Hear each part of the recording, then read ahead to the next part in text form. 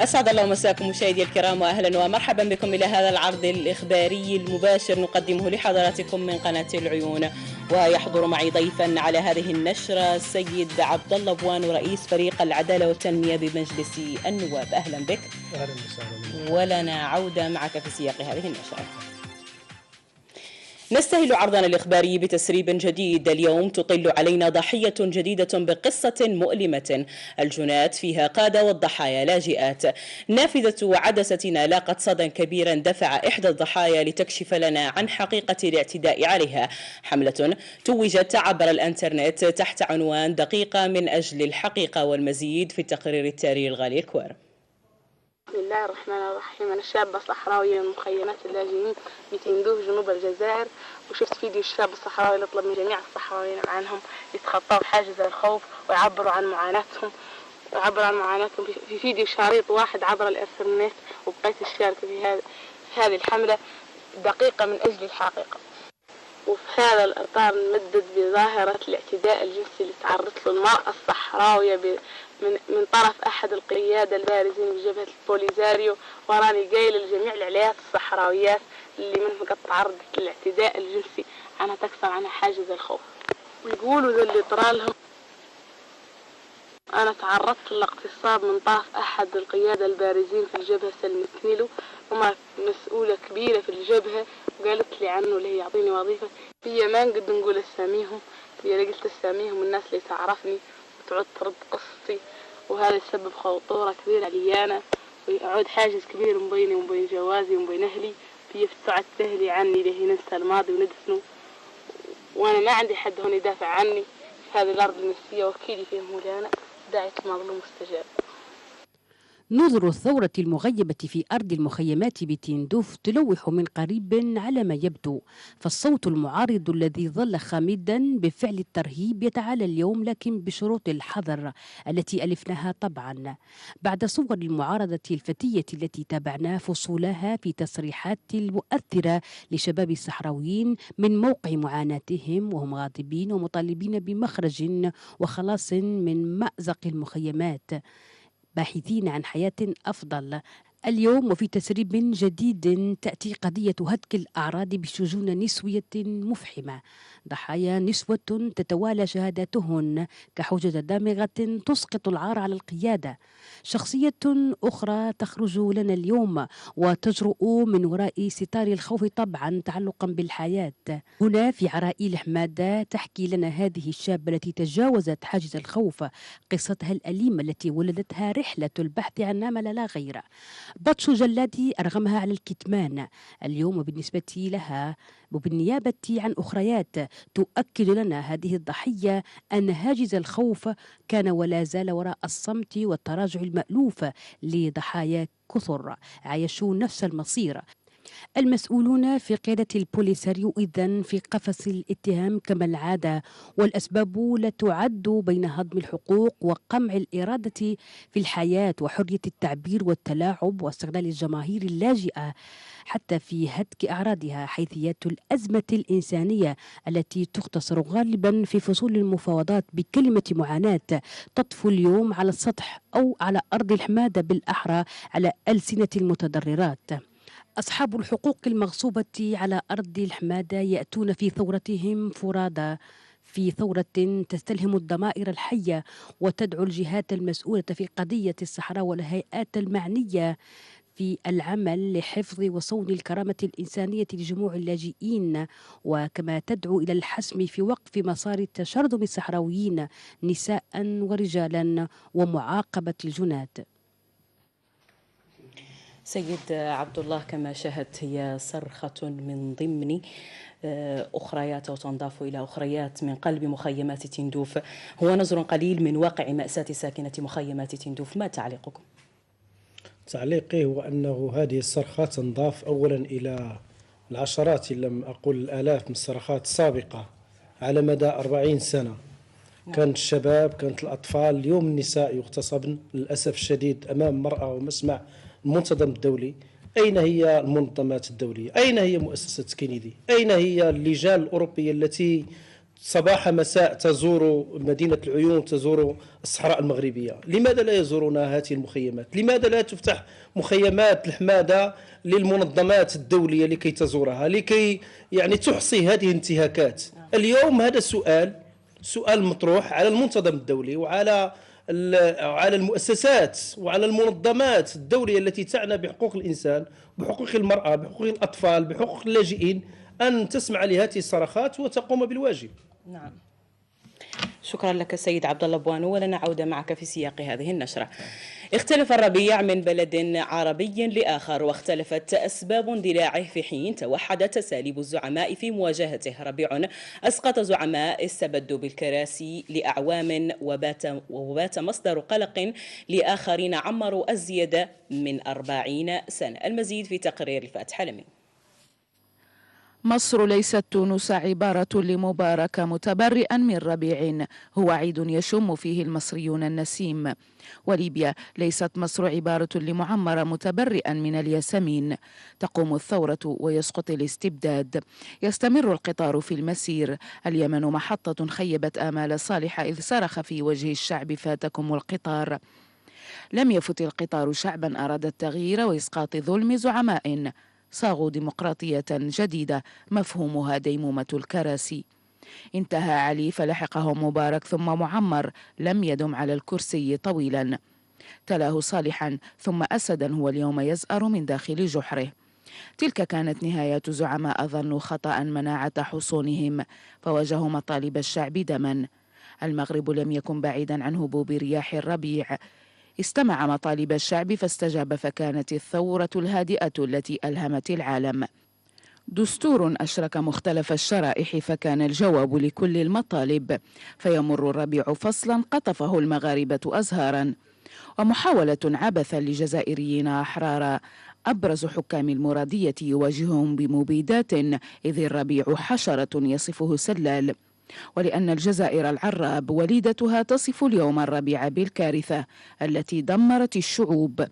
رسالة على لسان قيادي بجبهة البوليساريو عبر منبر إعلامي جزائري يعتبر التغيير كارثة، إذ باتت الثورة وشيك في مخيمات شددت الأسلاك وكممت الأفواه بسياسة القوت مقابل السكوت، سياسة لم تثني شباب التغيير عن رسم بدايات الثورة، فألبسوا الجدران ثورة مكتوبة مضمونها رسالة رفض لواقع مأساة عمرت عقودا من الزمان.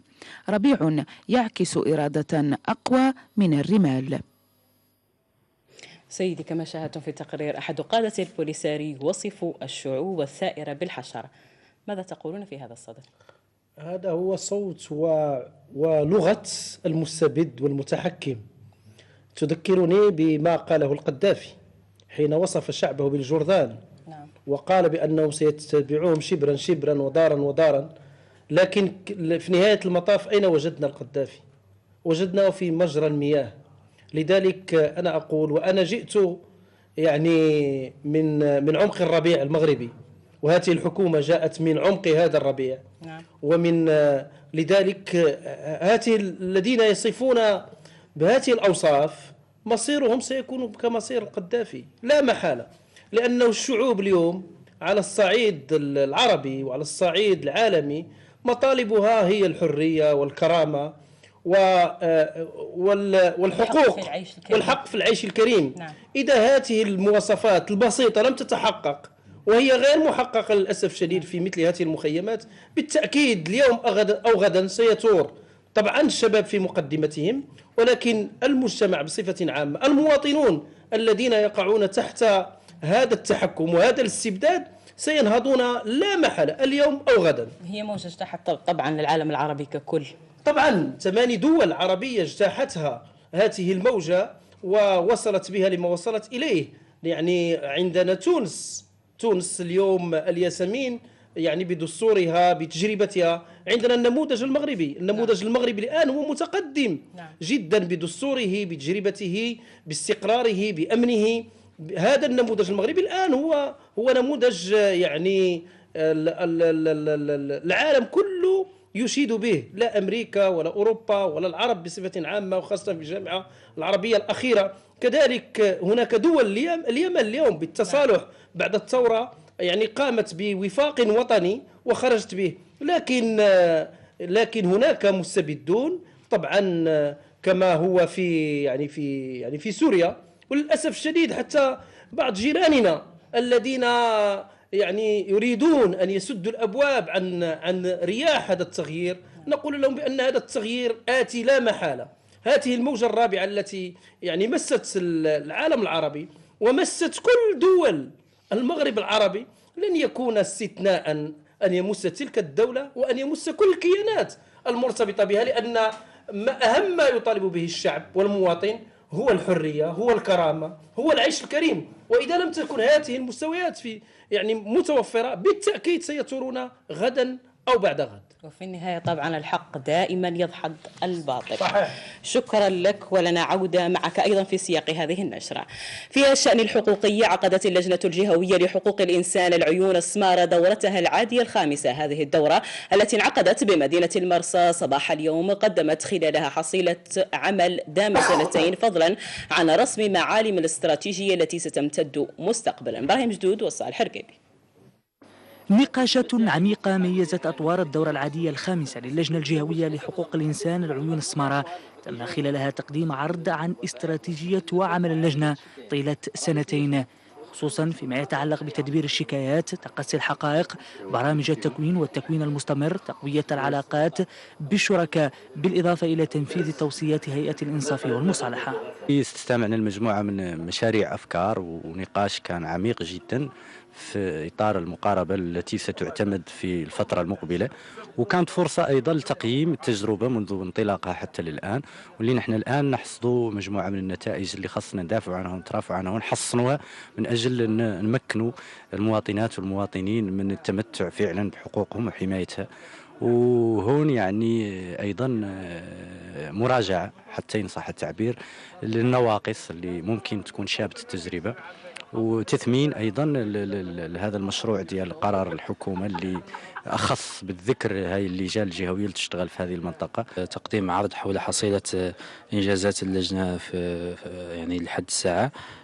هذه الحصيلة يعني كانت حصيلة يعني بالنسبة لنا جيدة، ولكن لا بد من رفع منها، ولا بد من يعني رسم استراتيجية عمل أكثر يعني أكثر اهتماما بعض القضايا الضاغطة في المنطقة.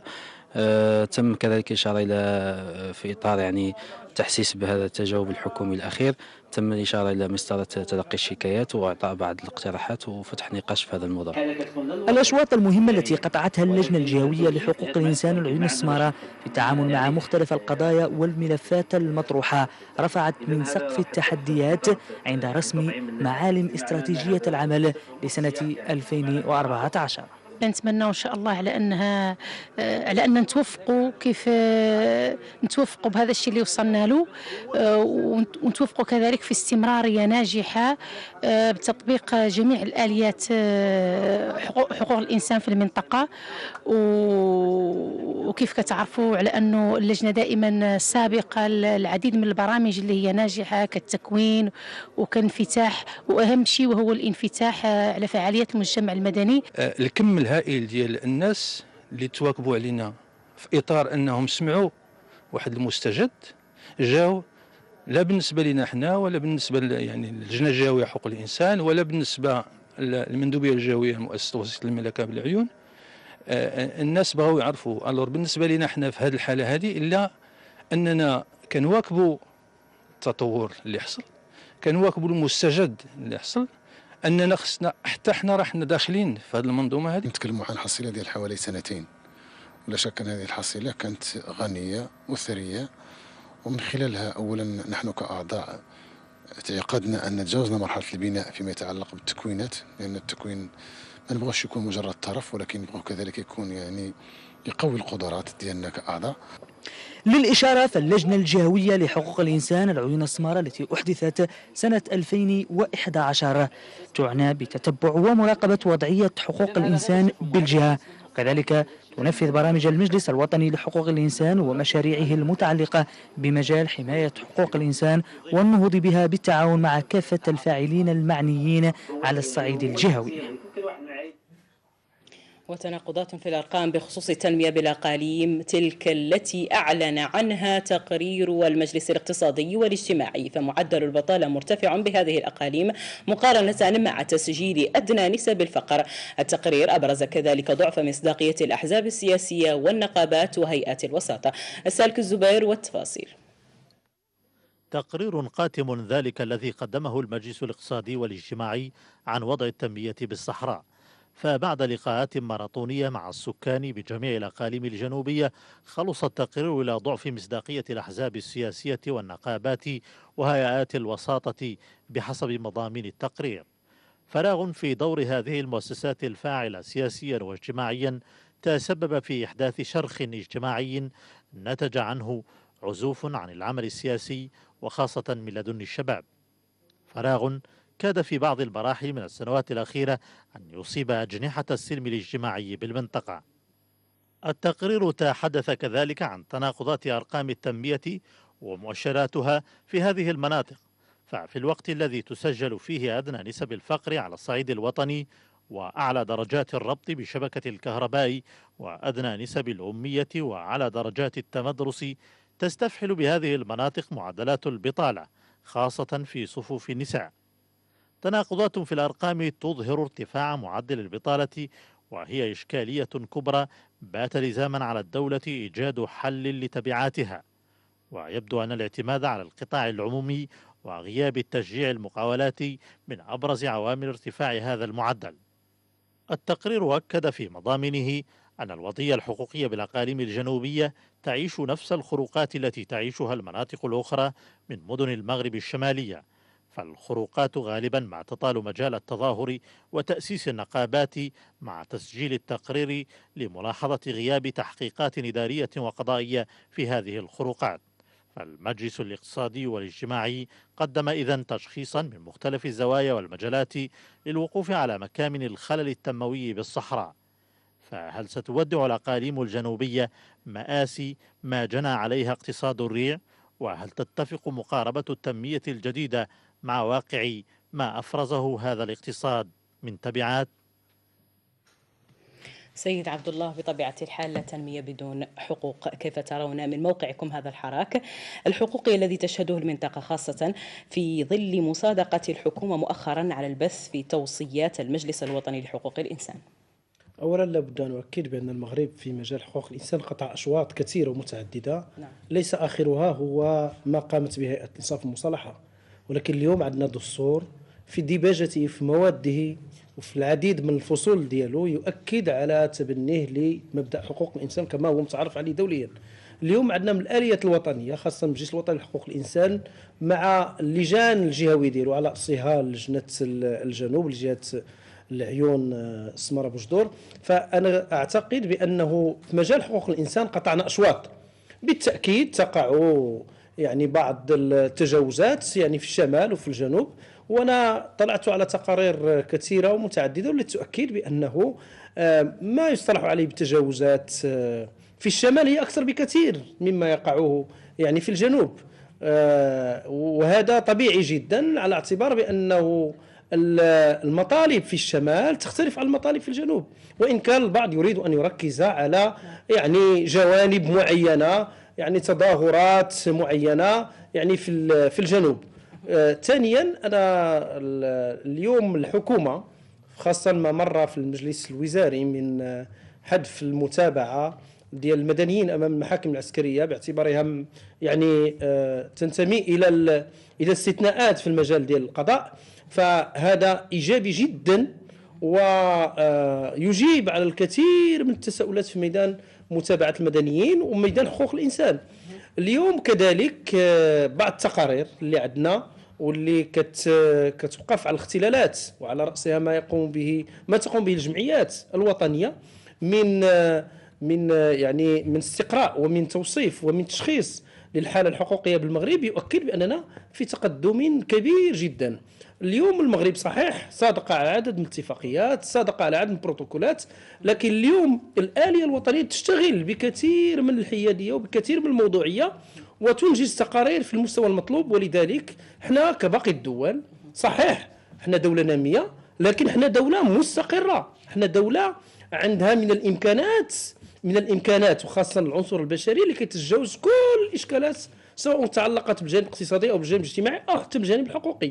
ولذلك نحن يعني لا اقول سعيدون بهذا الوضع اللي احنا فيه، ولكن نحن نتقدم خطوه خطوه، وهذا التقدم يعني ايجابي جدا باعتراف الجميع. اخر لجنه ديال المشتركه المغربيه الاوروبيه كانت البارحه، اعلنت يعني في الدار البيضاء باعلان الداخله في الزياره يعني في اللقاء السادس ديالها، وفي الزياره الاخيره ديالها وقفت على يعني هي ماشي اول مره كتزور المغرب، ماشي اول مره كتزور الاقاليم الجنوبيه. فاعلان ديال الداخله اعلان مهم جدا، خاصه انه في الجانب المتعلق بحقوق الانسان يؤكد ما قامت به الحكومه سواء على المستوى حذف المتابعه المدنيه امام المحكمه العسكريه او ما يتعلق بكيفيه التعاطي مع الشكايات.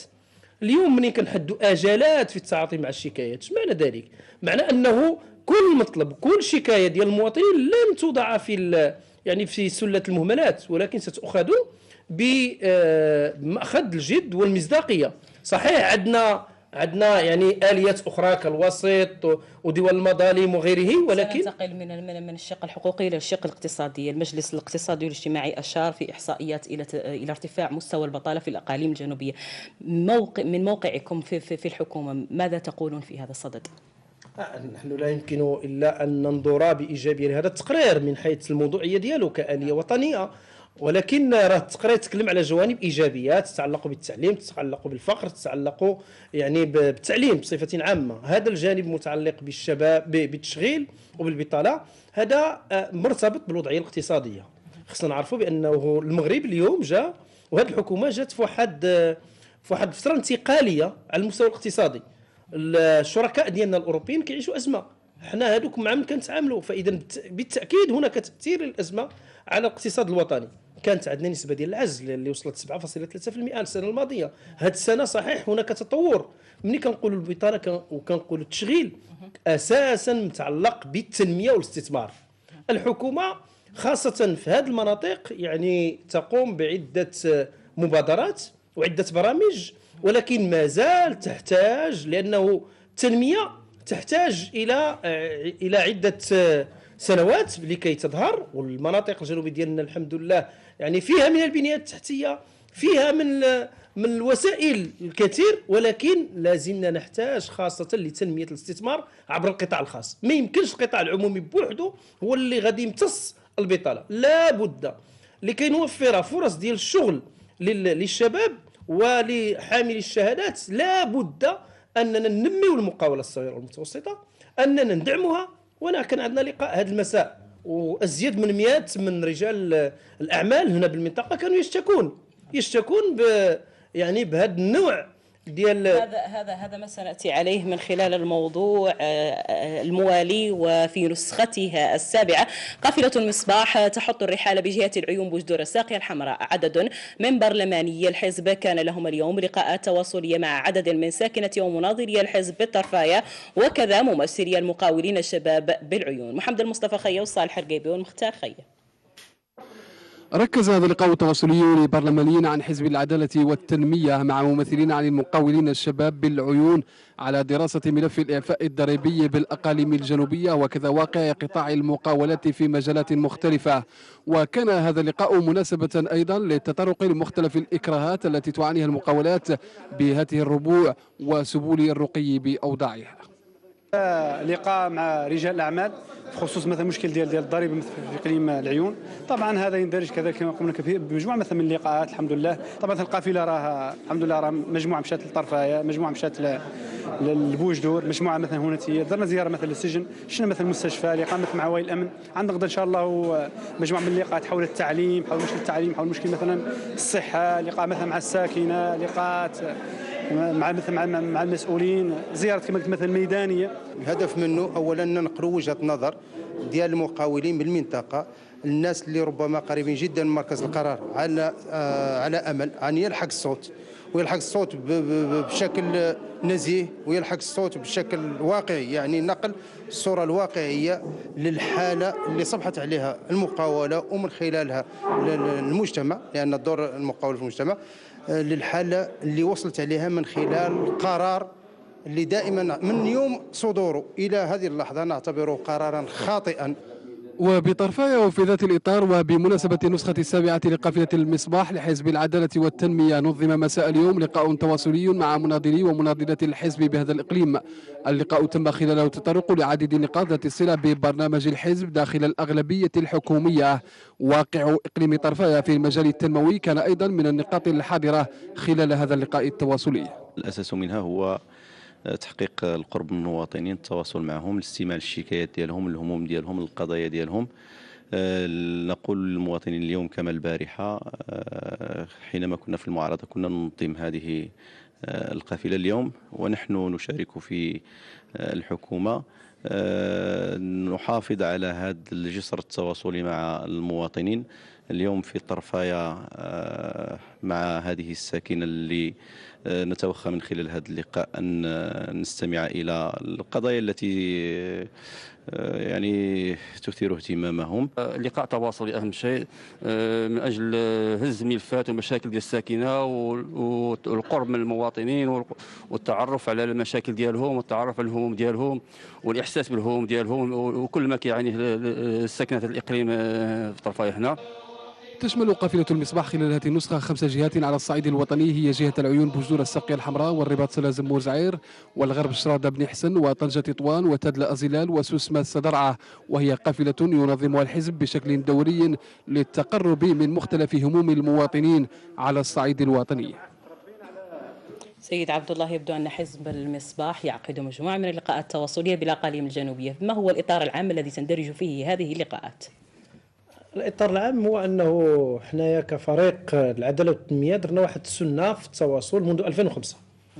2005 ونحن نعقد كل سنة ما عدا السنوات اللي كتكون فيها انتخابات حتى لا تقرأ قراءات سياسية على كل حال غير مناسبة ما كنعقدوهاش فيها، فإذا كنعقدوا اللقاءات التواصلية. هذه السنة الثانية ونحن في الحكومة كنعقدوا التواصل، بمعنى حنا ما تخليناش على التواصل. هذا التواصل الهدف منه هو اولا نوصلوا للمواطنين هذاك الشيء اللي درنا واللي كنديروا سواء كفريق كاغلبيه او وكذلك او كبرلمان، وكذلك ما تقوم به الحكومه من انجازات، من مشاريع، من اشكالات اللي كتعترضها، من تحديات مزيان يتعرفوا عليها. ثم في الجانب الاخر نسمعوا من المواطنين، نسمعوا احنا هذا الهدف اننا نمشيو للمداشير، نمشيو للقرى، نمشيو يعني المجالات المدنيه اللي هي داخل المدينه على هوامش المدينه، يعني في مختلف الجهات ديال المملكه. السنه الماضيه درنا 10، هذه السنه درنا 6، والعيون كنا زرناها في 2010، وهذا العام عاوتاني كنزوروها. اليوم درنا العشرات من اللقاءات في مدينه العيون، واخا انا وصلت متاخر اليوم، لكن نحن لا أقول سعداء، نحن يعني فرحون لكي نكون في الجنوب ونكون لكي نكون في مدينة العيون، بالرغم مما يقال بأنه راه يعني شهر أبريل راه شهر غيتقدم فيه التقرير إلى غير. حنا جينا باش أولا نتواصلوا مع المواطنين، باش نعرفوا حقيقة الوضع، وباش نساهموا كذلك في النقاش السياسي، لأن في نهاية المطاف هذا نقاش سياسي خصنا نشاركوا فيه، خصنا نساهموا فيه. اليوم سمعنا من مختلف الشرائح، وانا كنت كنحكي لك في الجانب الاقتصادي من شريحه معينه، ماشي فقط غير الشباب، ولكن كانوا ناس اصحاب مقاولات، كاين اللي 40 سنه هو كيشتغل، عرضوا علينا اهم الاشكالات التي تعترضهم. فاذا حنا ملي كنهزوا هذه الاشكالات كنمشيو الموقع ديالنا ديال المسؤوليه في الرباط، ونحول كل هذه المطالب نحولها الى ادوات ديال الرقابه على الحكومه، من اسئله كتابيه، اسئله شفويه، لقاءات مع الوزراء، لقاءات مع مسؤولين مركزيين ومع مصالح لكي نحل هذه الاشكالات. وانا خليني نقول لك بانه حنا كنا في المعارضه، كانت هي الصوت ديالنا، اليوم ونحن في الحكومة لازلنا نعتقد بأن الصوت ديالنا مع الشعب هو هذه القافلة. منها كنتواصلوا معاه وكنعرفوا النبض ديالو وكان نعرفوا الاشكالات الحقيقيه اللي كتعترضوا. يمكن الحكومه كدير عده برامج ولكن الاثر ديالها على الواقع ما كيوصلش. أنتم الآن سنتين في الحكومة، ما هي الرسالة التي تودون تقديمها للاجئين بمخيمات تندوف؟ بغينا نقولوا بأن طبعا في إطار مسلسل الإصلاحات التي تعرفها المملكة على بغينا نقولوا بأنه حنايا كفريق العدالة والتنمية اللي 14 سنة هو في المعارضة واللي جابته الرياح ديال الربيع جابته للحكومة، كيعرف مزيان شنو هو العمل المؤسساتي، كيعرف مزيان شنو هو الإصلاح من الداخل، كيعرف مزيان شنو هو الاستقرار، كيعرف مزيان شنو هو يعني الانطلاق مما هو موجود نحو ما هو أفضل. لذلك أنا كنقول الإخوان ديالنا اللي كاين في المخيمات الحمادة بتندوف، هذا المغرب ديالنا جميعا. نعم. كيمكن نطوروه جميع، كيمكن تكون عندنا ماشي حنا واخا دابا في الحكومة عندنا وجهة نظر في عدد من القضايا، وحنا كفريق واخا حنا في الأغلبية عندنا وجهة نظر في كثير من الأمور.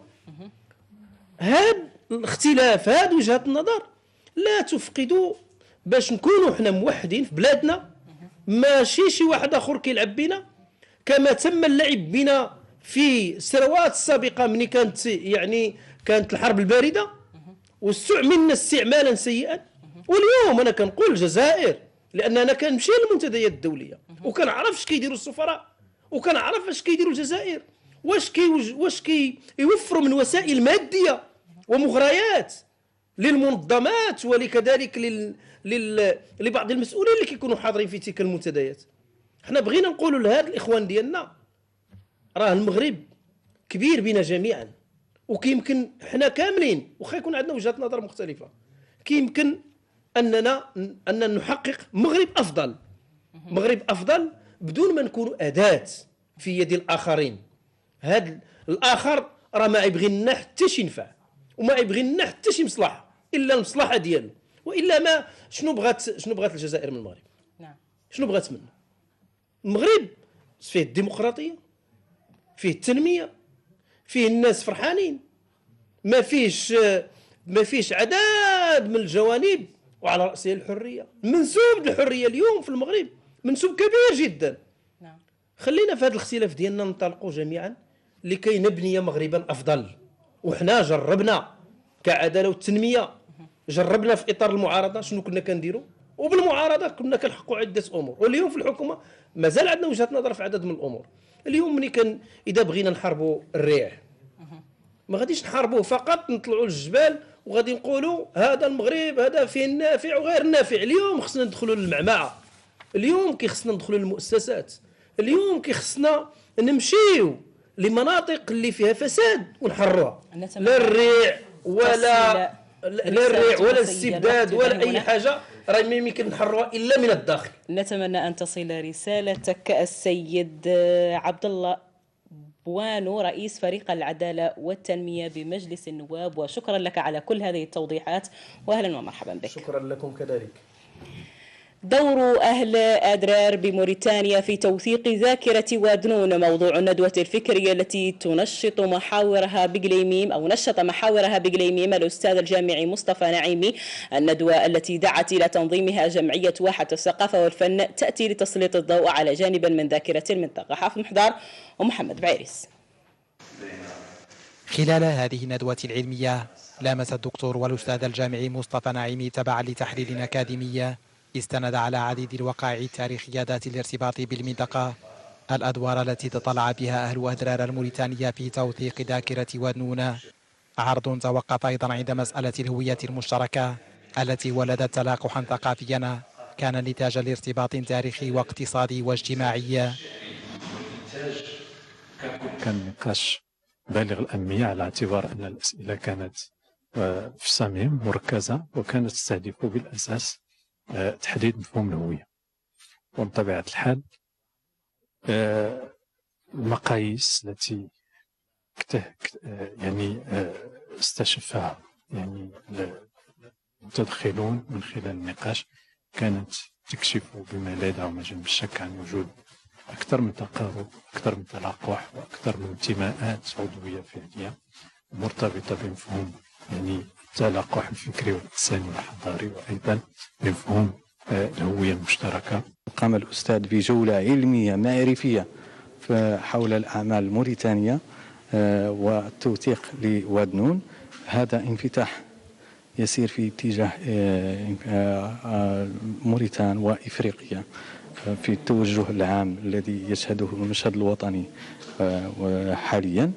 منطقة وادنون يعني تحتاج لكثير من الدراسات وكثير من الندوات التي تنفض الغبار عن تاريخ هذه المنطقة، لأنها صراحة كان لها دور تاريخي محوري سواء على المستوى الثقافي أو الاجتماعي أو الاقتصادي.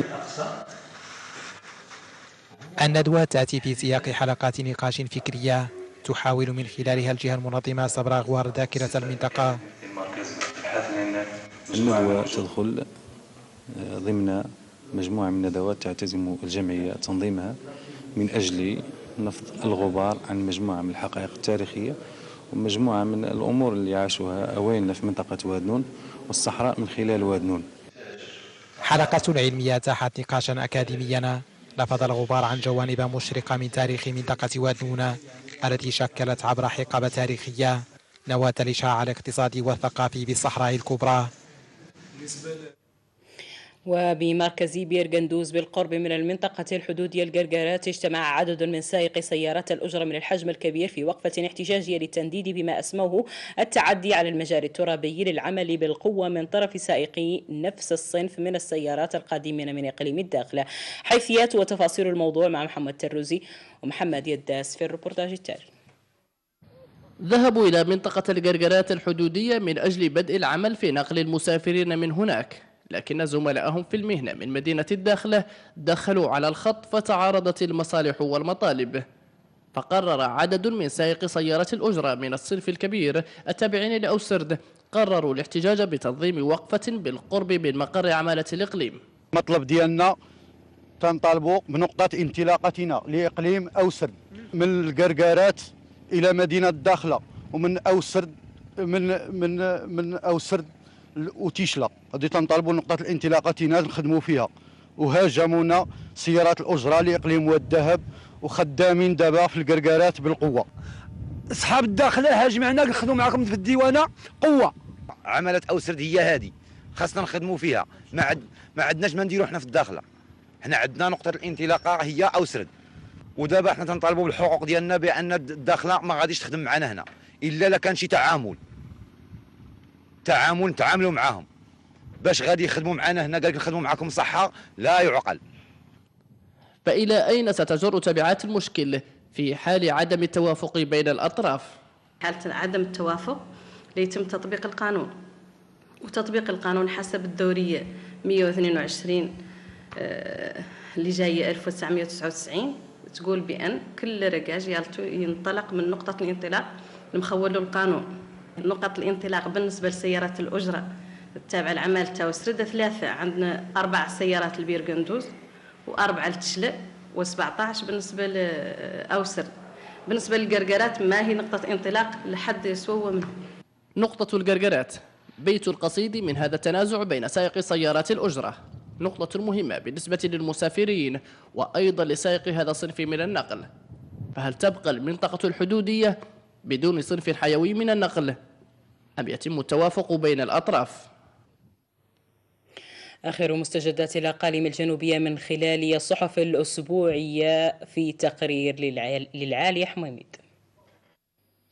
نستهل قراءتنا بجديد الصحف من صحيفة جودة الإلكترونية، والتي كتبت بعد تعيين الوالي الجديد للعيون كان أول تدبير قام به هو فتح أبواب التسجيل في مختلف المقاطعات الحضرية والقروية أمام كافة طلبات المواطنين المتنوعة، وخصوصا الشغل وبطاقات الإنعاش والسكن والبقع والدور السكنية، وذلك من أجل تحديد احتياجات السكان. وقد سافر الوالي بوشعاب مؤخرا للرباط من أجل أجل جلب حاجيات المواطنين من الوظائف وبطاقة الإنعاش وبرامج السكن الجديد، إلا أنه بعد أن اتضح أن الطلبات المسجلة فاقت التوقعات، حيث بلغت حسب مصدر مسؤول لجود أزيد من 50,000 طلب، وهي بذلك تفوق ما جلبه الوالي من الرباط. وحتى يتم توزيع الوظائف الجديدة وبطاقات الإنعاش والبقع والدور السكنية الجديدة في أحسن الظروف ووفقا لمعايير الاستحقاق والشفافية، تقرر حسب المصدر الرسمي لولاية العيون لجود تأجيل هذا التوزيع إلى نهاية شهر ماي القادم، وذلك ليحصل كل مواطن على ما يستحقه وفقا لمعايير الحاجة والاستحقاق والشفافية. وبخصوص جديد الصحف والمجلات الصادرة هذا الأسبوع، كتبت صحيفة الأسبوع الصحفي: أكد البشير دخيل أحد مؤسسي البوليساريو القدامى أن مخيمات سندوف تفتقر إلى أبسط الحقوق وتحولت إلى صك تجاري لجني الربح لقيادة البوليساريو. وكشفت الأسبوع الصحفي أن البشير دخيل قال في تصريحات له إنه من غير المعقول إخضاع سكان الصحراء إلى مجموعة من الأشخاص تقوى نفوذهم فقط بسبب الدعم الجزائري والسيطرة بيد من حديد على مخيمات سندوف التي أصبحت سكا تجاريا لجني الربح لقيادة البوليساريو. وأكد المتحدث أن مخيمات سندوف تفتقر إلى أبسط الحقوق، خاصة حق اللجوء الذي تعترف به الأمم المتحدة. وأشار إلى أن قادة البوليساريو مهما اختلفت رتبهم لا يتجاوز عددهم 200 شخص. وارتباطا دائما بجديد الصحف والمجلات الصادرة هذا الأسبوع، كتبت صحيفة الأيام عن أشرطة الفيديو التي باشرت في بثها قناة العيون قبيل أيام، والتي تكشف فضائح البوليساريو عبر لسان مجموعة من الصحراويين من داخل مخيمات سندوف فوق التراب الجزائري. ونقلت صحيفة الأيام في هذا الباب تصريحات للداه محمد لغضف مدير قناة العيون، وقال فيها إن القناة تتوفر على تسريبات أخرى غير تلك التي بثتها وعكست أوجها مأساوية لواقع الحياة المعاشة بمنطقة سندوف. صحيفة هسبريس الإلكترونية أجرت حوارا مع سفير المغرب الدائم لدى الأمم المتحدة عمر هلال. في هذا الحوار جدد التأكيد على صمود المغرب في الدفاع عن قضية الصحراء، معتبرا أن أي مس بأي من مدن الجنوب هو مس بالمغرب كله، لأنه ليس هناك تفرقة بين بقاع المملكة. وذكرت هسبريس أن هلال وجه رسالة للجارة الشرقية بالقول إنه على الجزائر أن تكون متيقنة أننا لن نتسامح مع أي مس أو قذف أو شتم يطال المغرب، واصفا ما تقوم به بمحاولة تصدير لأزمتها الداخلية وتعليق شماعة مشاكلها على المغرب. ومن مجلة الآن نختم جولتنا الصحفية عبر جديد الصحف والمجلات الصادرة هذا الأسبوع، وكتبت عن موضوع تجار النيازك إنهم يجوبون الصحراء وكأنهم يبحثون عن كنز مفقود، وهؤلاء ينشطون بالجنوب المغربي. وكشفت المجلة عن مجموعة من المناطق التي ينشط بها هؤلاء التجار. وذكرت الآن أن صياد النيازك قد يقضون ليال في الصحراء للبحث، ومن بين المناطق التي يقصدها هؤلاء صحراء مدينة قليميم التي تعتبر من بين المناطق الخاصة بالتنقيب عن النيازك. انتقل إلى عفو الله تعالى المرحوم عمر ولد محمد مولود ولد الفارس بالديار الفرنسية عن سن تناهز 84 سنة. الفقيد ينتمي لقبيلة رقيبات السواعد. تغمد الله الفقيد بواسع رحمته واسكنه فسيح جناته وألهم ذويه الصبر والسلوان، وإنا لله وإنا إليه راجعون. أما الآن فنصل الورقة اليومية الخاصة بأحوال الطقس اليوم غد إن شاء الله، والتي تشير إلى أن الأجواء ستكون قليلة السحب إلى أحيانا غائمة مع قطرات متفرقة بشمال المنطقة. أما درجات الحرارة الدنيا فتتراوح ما بين 10 درجات بالزاك و16 درجة بالجوير.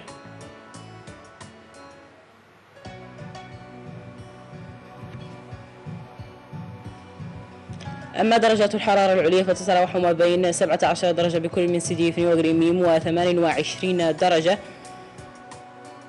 بالجوير. حالة البحر بالواجهة الأطلسية قليل الهيجان إلى هائج على العموم.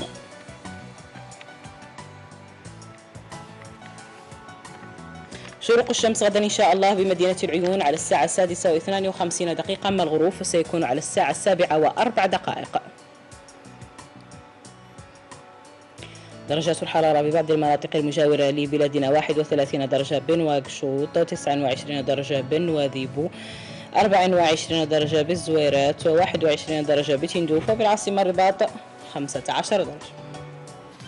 قبل الختام نذكر مشاهدينا الكرام أنه يمكن لمن فاتته متابعة نشرة الأخبار الأيام الثلاثة الماضية متابعتها على موقعنا على الإنترنت snrc.ma. كما يمكنكم متابعة البث الحي لقناة العيون وإذاعتي العيون والداخل الجاويتين من خلال زيارتكم لموقع المجلس الملكي الاستشاري للشؤون الصحراوية كوركاس.com. كما يمكنكم متابعة نشرات الأخبار وجديد البرامج عبر الآيفون وهواتف الأندرويد، وذلك بتحميل التطبيق المجاني لقناة العيون من الأب ستور وجوجل بلاي. كما تلتقون غدا بإذن الله مع إعادة لهذه النشرة على قناة المغربية. نهاية أسبوع موفقة وفي أمان الله.